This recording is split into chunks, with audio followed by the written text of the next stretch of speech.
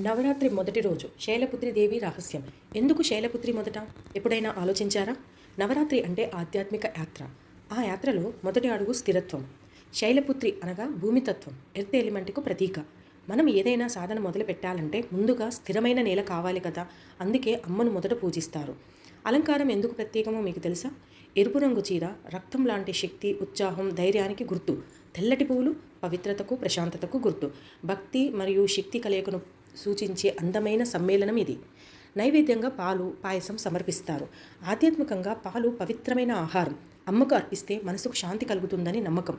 ఈ విజ్ఞానపరంగా చూసినప్పుడు పాలు కూలింగ్ ఎఫెక్ట్ను కలిగి ఉండి ఉపవాసం చేసే భక్తులకు శరీరాలకు సమతుల్యాన్ని పోషణ ఇస్తుంది.